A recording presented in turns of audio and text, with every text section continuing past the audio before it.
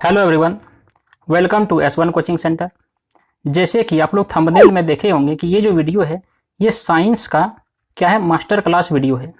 Science का master class video है जिसमें हम लोग फिजिक्स, केमिस्ट्री और बायोलॉजी तीनों को कवर करेंगे। जिसमें आज का जो वीडियो होगा वो बायोलॉजी का होगा, क्योंकि सबसे पहले हम लोग बायोलॉजी को शुरू करेंगे। जिसमें हम लोग आज बायोलॉजी में क्या शुरू करेंगे, सेल, कोशिका। सबसे पहले आज के वीडियो में हम लोग सेल, कोशिका को जानेंगे।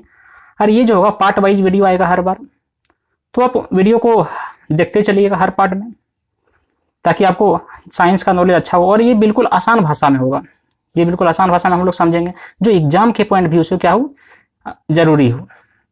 तो चलिए सबसे पहले हम लोग जानते हैं कि जो ये बायोलॉजी है, जो जीव विज्ञान है, तो जीव विज्ञान का खोज किसने किया था। तो देखिए जीव विज्ञान का खोज किया था किसने, तो अरस्तु ने किया था।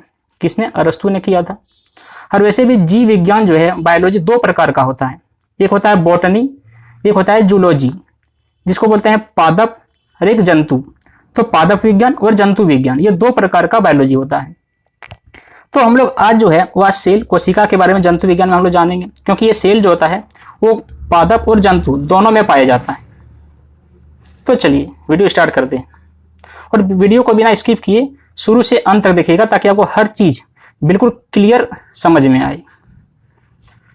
तो देखिए सबसे पहला कि कोशिका का अध्ययन, जो स्टडी ऑफ सेल है, जो स्टडी ऑफ सेल है, उसे कैसे क्या बोलते हैं, तो कोशिका का अध्ययन, स्टडी ऑफ सेल को बोलते हैं साइटोलॉजी। कोशिका का अध्ययन को क्या बोलते हैं, साइटोलॉजी बोलते हैं।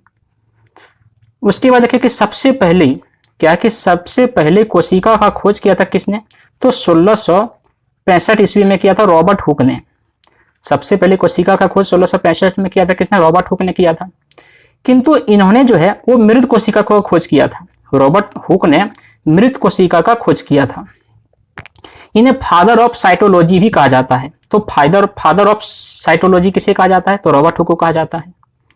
उसके बाद बोलता है कि सबसे पहले जीवित कोशिका की खोज किया था किसने, 1674 ईस्वी में। तो जीवित किसी कोशिका की खोज किया था सबसे पहले एंटोनी ल्यूवेनहॉक ने। एंटोनी वान ल्यूवेनहॉक ने किया था जीवित कोशिका का खोज। कब, तो 1674 ईस्वी में। इन्हें फादर ऑफ बैक्टीरियोलॉजी भी कहा जाता है। इन्हें फादर ऑफ बैक्टीरियोलॉजी, यानी कि फादर ऑफ बैक्टीरियोलॉजी किसे कहा जाता है, तो कहा जाता है एंटोनी वान ल्यूवेनहॉक को। और फादर ऑफ साइटोलॉजी किसे कहा जाता है, तो रॉबर्ट हुक को। फिर है कि रॉबर्ट ब्राउन, क्या है कि रॉबर्ट ब्राउन ने 1881 ईस्वी में कोशिका के अंदर केंद्रक का खोज किया था। कोशिका के अंदर जो केंद्रक होता है, तो इसका खोज किसने किया था, तो किया था रॉबर्ट ब्राउन ने। कब, तो 1881 ईस्वी में। उसके बाद है कि स्लाइडेन एवं स्वान ने कोशिका सिद्धांत दिया था। कोशिका का सिद्धांत किसने दिया था, तो स्लाइडेन और स्वान ने दिया था। और कहा था कि शरीर कोशिकाओं से बना हुआ है, अतः कोशिका शरीर की सबसे छोटी इकाई है। तो कोई भी जो शरीर हो बना होता है किससे, सिर्फ सेल, कोशिका से बना होता है। इसका सिद्धांत दिया था किसने, स्लाइडेन और स्वान ने दिया था। और यह शरीर का सबसे छोटा इकाई होता है। सबसे छोटी इकाई जो होता है वो क्या होता है, सेल, कोशिका ही होता है। फिर कि मृत कोशिकाओं को नेफ्रोसिस कहा जाता है। जो मरे हुए कोशिका होता है, जो मृत कोशिका होता है, उसे क्या कहते हैं, नेफ्रोसिस कहते हैं। सबसे छोटी कोशिका माइक्रोप्लाज्मा की होती है। जो सबसे छोटा कोशिका होता है वो किसका होता है, तो माइक्रोप्लाज्मा का होता है। और सबसे बड़ी कोशिका किसका होता है, तो होता है शुतुरमुर्ग के अंडे का। शुतुरमुर्ग का अंडे का कोशिका सबसे बड़ा कोशिका होता है। फिर है कि सबसे छोटी कोशिका, जो सबसे छोटी कोशिका वो तंत्रिका तंत्र, जिसको ब्रेन या स्नायु कोशिका की होती है। सबसे छोटी कोशिका तंत्रिका तंत्र जो होता है वो किसका होता है, ब्रेन या स्नायु कोशिका की होती है। फिर है कि तंत्रिका कोशिका, क्या कि तंत्रिका कोशिका में किसी भी प्रकार का विभाजन नहीं होता है। जो तंत्रिका कोशिका होता है उसमें क्या होता है कि किसी भी प्रकार का विभाजन नहीं होता है। अतः यह क्षतिग्रस्त कोशिकाओं को ठीक नहीं कर सकता। अतः यह जो होगा वो क्षतिग्रस्त कोशिका, मतलब एक बार जो कोशिका नष्ट हो जाता है या फिर से उसको पुनर्निर्माण नहीं कर सकता है। इसी कारण सर में चोट लगने से शीघ्र ही मृत्यु हो जाता है। अगर कोई व्यक्ति जो है सर में अगर वो चोट लग जाता है उसका कहीं पर, तो क्या होगा, तुरंत मर जा सकता है। क्यों? क्योंकि सेल जो है, सेल जो होता है वो कहाँ का, ब्रेन का, मस्तिष्क का, वो अगर मर जाए तो वो फिर से नहीं बन पाता है। जिसके चलते क्या होता है कि चोट लगने के कारण शीघ्र ही आदमी का मृत्यु हो सकता है वहां पर। फिर है कि सबसे तेजी से कोशिका का विभाजन जो होता है, कोशिका का जो विभाजन होता है वो सबसे तेजी से किसका होता है, तो लीवर, जिगर का होता है, जो यकृत में होता है।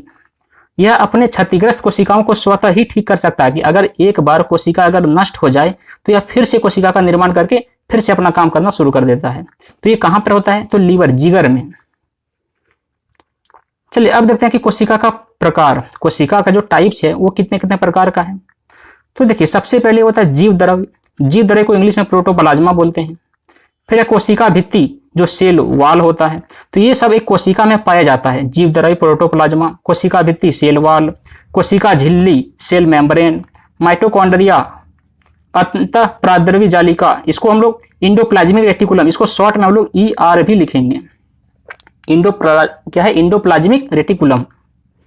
उसके बाद राइबोसोम होता है, लाइसोसोम होता है, सेंट्रोसोम होता है, केंद्रक होता है, रसधानी होता है।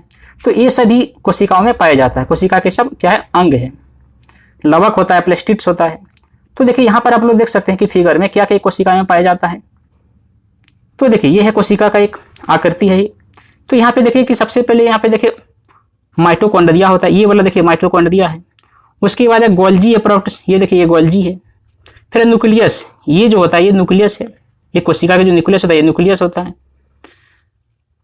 ये न्यूक्लियस है। ये क्या है, न्यूक्लियस है, न्यूक्लियस के अंदर का न्यूक्लियस ये कहलाता है। फिर से सेंट्रोसाइड, ये देखिए सेंट्रोसाइड है। उसके बाद है कि सेंट्रोसाइड से जो होता है वो सेंट्रियोल्स से बोलते हैं इसको, सेंट्रियोल्स। सेंट्रियोल्स क्या होता है कि etch compost of 9 microbial tubule, इसमें हर बार जो सेंट्रियोल्स होता है सब में 9 करके 9 करके होता है वो। उसके बाद है माइक्रो ट्यूबल्स, ये जो होता है देखिए माइक्रो ट्यूबल्स होता है, एकदम मतलब नली के जैसा एकदम छोटा छोटा पाया जाता है इसमें। ये देखिए साइटोप्लाज्मा कहलाता है ये वाला। फिर यहाँ पे छोटा छोटा जो बिंदु देख रहे हैं आप, राइबोसोम है ये। उसके बाद देखिए सेल मेम्ब्रेन, प्लाज्मा, ये जो ऊपरी वाला भाग घिरा हुआ जो ये आप देख रहे हैं ये क्या है, सेल मेम्ब्रेन कहलाता है, इसको प्लाज्मा बोलते हैं। उसके बाद देखिए स्मूथ ER, मतलब स्मूथ क्या, इंडोप्लाज्मिक रेटिकुलम होता है, जो ये वाला स्मूथ वाला। और ये होता है रफ इंडोप्लाज्मिक रेटिकुलम होता है। और ये यहाँ पे देखिए गोल्जी है। फिर उसके बाद लाइसोसोम है यार ये वाला। और फिर ये वेनोसाइटोकिक वेसिल। तो ये अब यहाँ से सभी का एक कोशिका जो अंदर जो पाया जाता है वो आप देख सकते हैं सबका नाम। अब एक एक करके सबके बारे में हम लोग जानते हैं कि आखिर सबका महत्व क्या है, क्या काम है सबका। तो देखिए सबसे पहले जीव द्रव्य जिसको प्रोटोप्लाज्मा बोलते हैं, तो इसका खोज इसने किया था जीव द्रव्य का, तो इसका खोज किया था पुरकिंजे ने। किसने, पुरकिंजे ने किया था। और यह एक तरल गाढ़ा पदार्थ होता है। जीव द्रव्य जो होता है क्या होता है, यह एक तरल गाढ़ा पदार्थ होता है जिसे जीवन का आधार कहा जाता है। सभी जैविक क्रियाएं इसी द्रव के अंदर होता है। इसके अंदर जो तरल गाढ़ा पदार्थ होता है तो सभी जैविक क्रियाएं, जितने भी जैविक क्रियाएं होता है सब इसी के अंदर होता है। इसका 80% भाग जल का बना होता है। ये पूरे जो है उसमें 80% भाग जो है वो क्या है, जल से बना हुआ है। उसके बाद देखिए 2 प्रकार का होता है, एक कोशिका द्रव्य और दूसरा केंद्रिका द्रव। जीव द्रव्य जो है वो 2 प्रकार का होता है, एक कोशिका द्रव है, दूसरा केंद्रिका द्रव। फिर देखिए कि कोशिका द्रव कोशिका को सूखने से बचाता है। ये जो कोशिका द्रव होता है, ये कोशिका द्रव, इसका काम क्या है, तो कोशिका द्रव को सूखने से बचाता है। ये जो कोशिका होता है, क्योंकि इसमें 80% क्या है, जल है, तो यह सूखने से बचाता है कौन, कोशिका द्रव। उसके बाद देखिए कोशिका भित्ति। तो कोशिका भित्ति क्या होता है, जिसको सेल वाल बोलते हैं। जैसे ये सेल है तो सेल को चारों ओर से जो घेरने वाला होता है वो क्या था, कोशिका भित्ति, सेल वाल होता है। तो यह जो होता है यह सेलुलोज का बना होता है। किसका, सेलुलोज का। और केवल पादप में ही पाया जाता है। यह कोशिका भित्ति जो होता है केवल किस में पाया जाता है, केवल पादप पौधों में पाया जाता है। ये क्यों, क्योंकि यह पेड़ पौधों को सुरक्षा रखता है, ताकि पेड़ पौधों को बाहरी आवरण से क्या हो, उसको सुरक्षा कवच के रूप में काम करता है ये। उसके बाद है कि जीवाणु एक पादप होता है। जैसे कोई भी जीवाणु जो है, कोई भी जीवाणु वो क्या है, एक पादप है जिसकी कोशिका भित्ति पेप्टक ग्लाइकोएन की बनी होती है।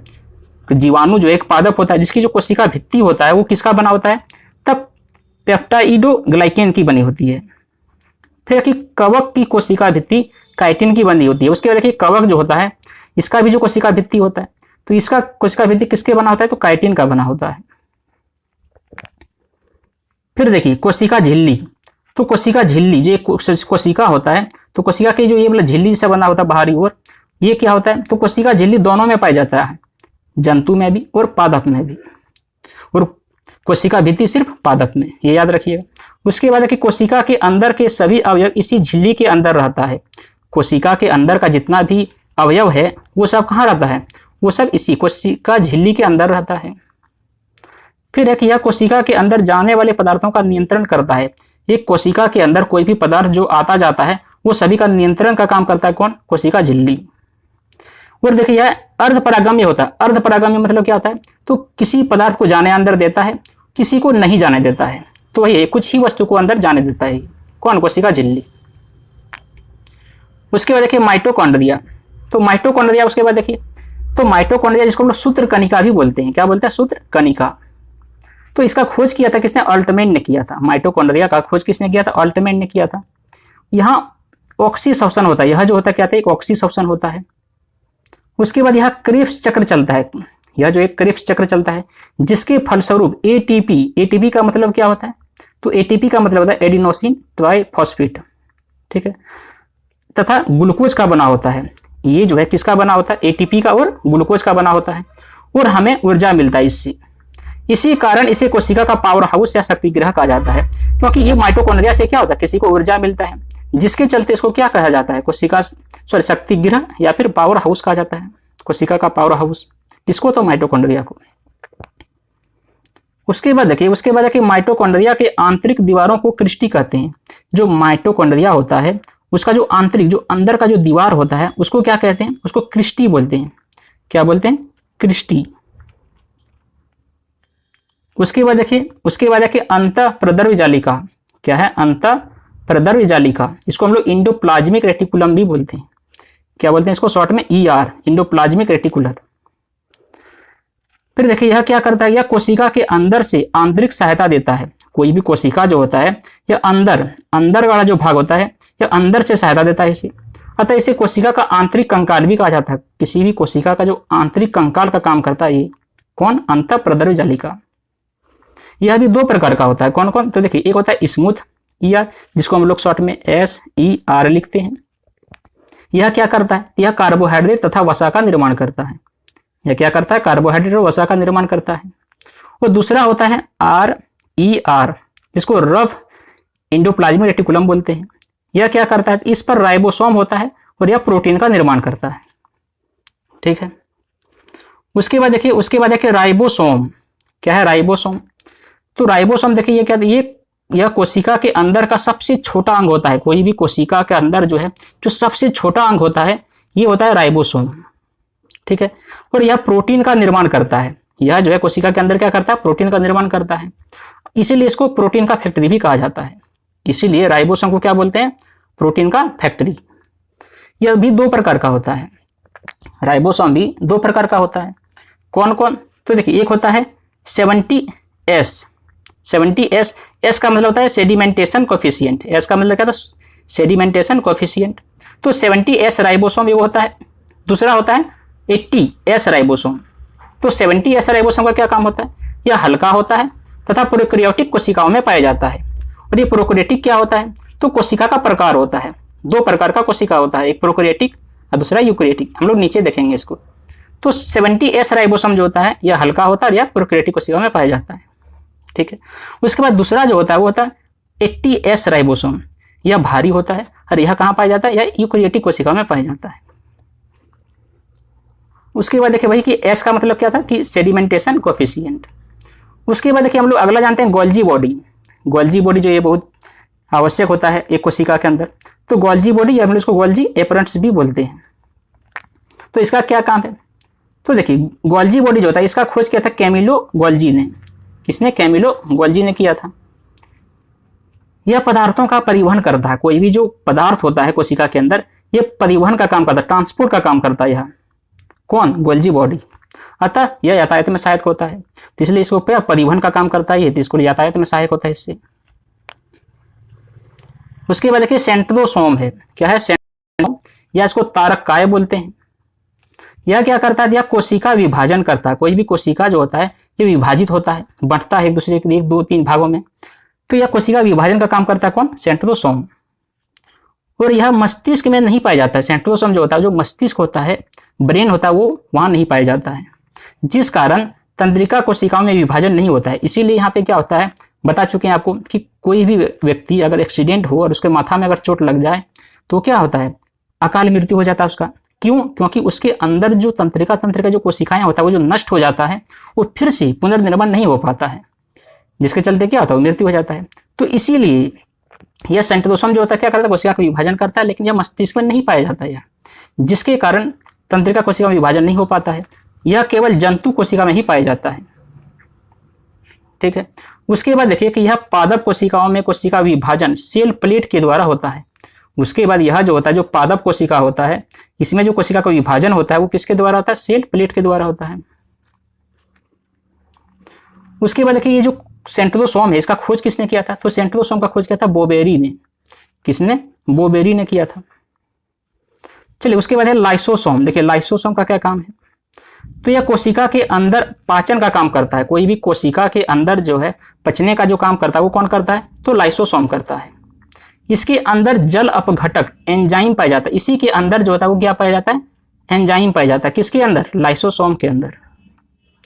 कोशिका के अंदर का कोई अंग यदि काम नहीं करता है तो उसे यह अंग नष्ट कर देता है। अगर कोई कोशिका के अंदर कोई अंग अगर काम नहीं करने लगा तो क्या करता है, उसे यह नष्ट कर देता है। जब पूरी कोशिका कार्य नहीं करती है तो यह कट जाता है, जिससे पूरी कोशिका क्या होता है, नष्ट हो जाता है। इसीलिए इसको हम लोग आत्महत्या की थैली भी कहा जाता है। किसको, तो लाइसोसोम को।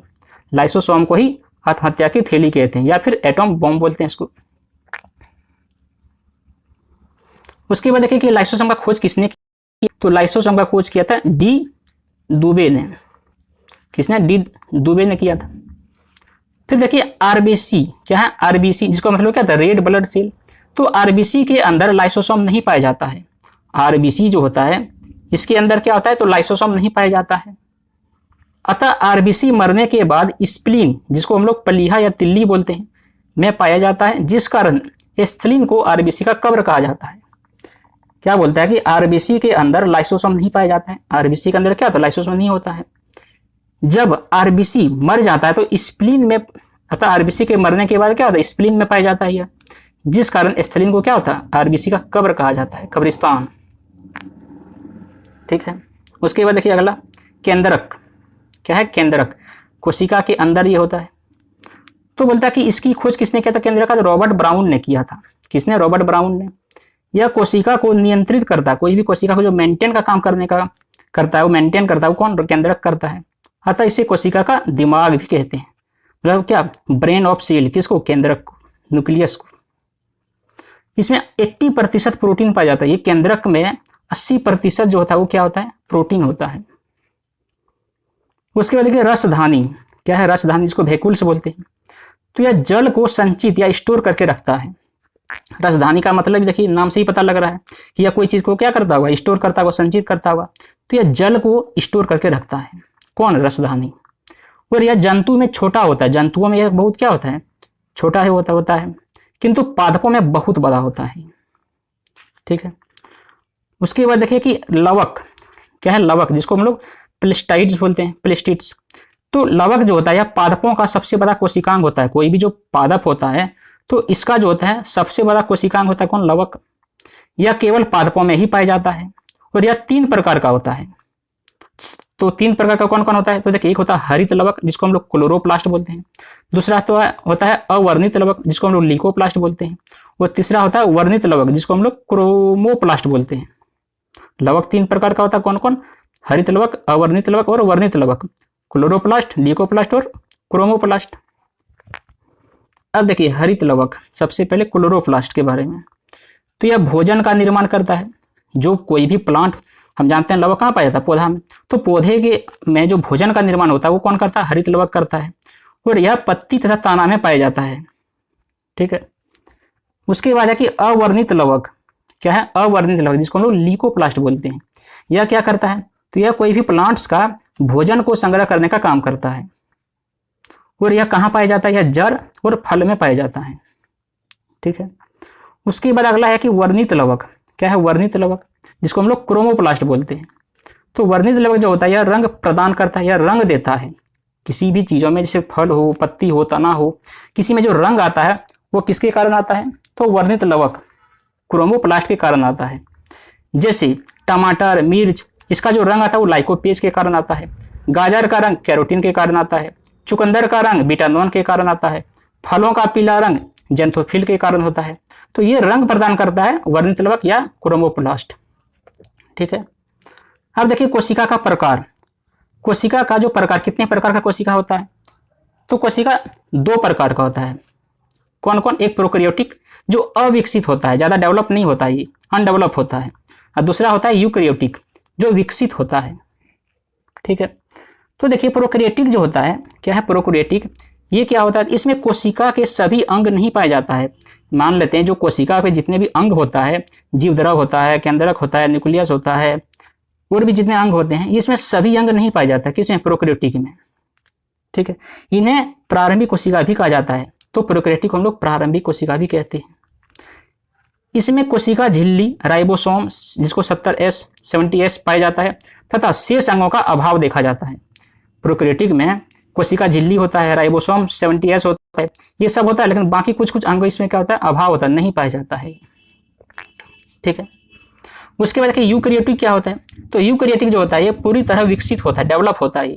इनमें कोशिका के सभी अंग पाए जाते हैं। यूकैरियोटिक में क्या था? कोशिका के जितने भी अंग होता है वो सब पाए जाता है इसमें।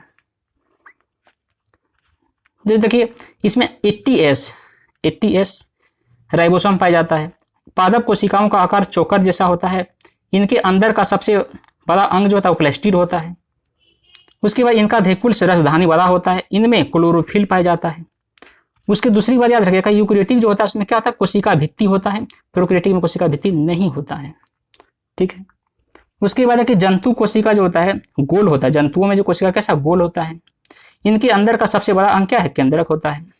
आप यहाँ देख सकते हैं यूकैरियोटिक और प्रोकैरियोटिक को अच्छे से। तो देखिए एक प्रोकैरियोटिक है और ये यूकैरियोटिक है। तो एक प्रोकैरियोटिक और यूकैरियोटिक में क्या क्या पाया जाता है आप देख सकते हैं। तो देखिए प्रोकैरियोटिक सेल में क्या क्या रहता है? कैप्सूल जैसा देखिए आकार का बना हुआ है। तो सेल वॉल रहता है इसमें, मतलब क्या कोशिका भित्ति रहता है। यूकैरियोटिक में कोशिका भित्ति नहीं रहता है। ठीक है। और बाकी जितना भी इसमें रहता है इसमें लगभग इसमें भी पाया जाता है। तो यह है प्रोकैरियोटिक और यूकैरियोटिक में अंतर। चलिए अब आपसे हम एक क्वेश्चन पूछते हैं, उसका जवाब नीचे कमेंट में देख के जरूर बताइएगा। तो पहला क्वेश्चन है आज मेरा कि बिना कोशिका भित्ति वाले कोशिका में क्या नहीं पाया जाता है? आपके ऑप्शन हैं लाइसोसोम, ER जिसको हम लोग एंडोप्लाज्मिक रेटिकुलम बोलते हैं, क्लोरोफिल और माइटोकॉन्ड्रिया। तो इसका क्वेश्चन का जवाब आप नीचे कमेंट में जरूर दें। तो बस इतना ही था। चलिए हम लोग कुछ अगला पार्ट में और इसको डिटेल से और जानेंगे इसका अगले पार्ट में। अगर वीडियो पसंद आया हो तो उसको लाइक करें और दोस्तों के पास शेयर करें। आज के लिए इतना ही। Thank you for watching.